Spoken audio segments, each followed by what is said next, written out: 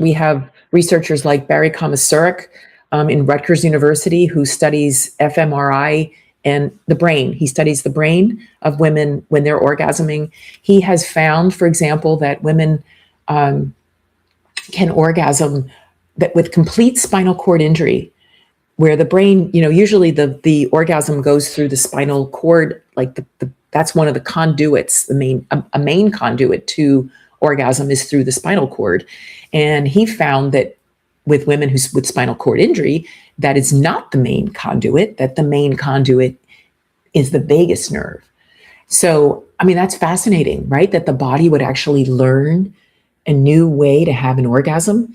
And that brings me to a woman in Oregon. Her name is Rebecca Anderson. She's the petitioner for the state of Oregon to add female orgasmic disorder, a difficulty/disorder as a qualifying condition for medical cannabis treatment. By the way, after 2 years, the state just denied it. We just got notification this week. 2 states have approved it, 8 states have denied it.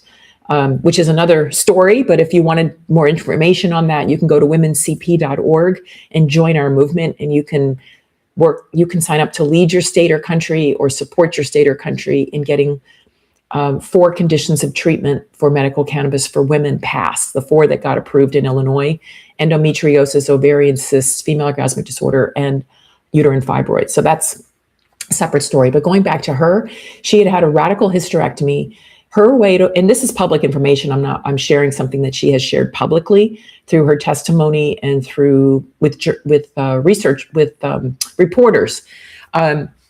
She had a radical hysterectomy, and the way she orgasmed was cervically, and her cervix was removed. So she talked about how depressed she became after not being able to access orgasm. That was how she orgasmed. And she said she started dabbling with cannabis and making her own suppositories.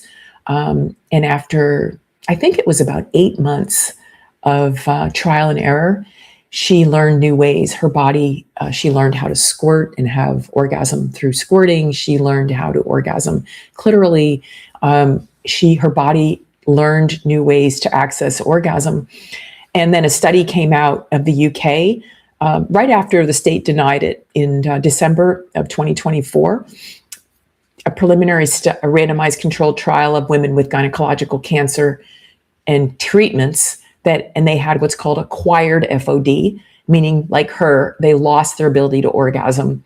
And they used cannabis suppositories, and it talked about how they got their orgasm back with mindful, intentional use and cannabis suppositories. So I could go on about the cannabis because that's my area of research. I'll share a couple of other stories. And if you have another question, feel free.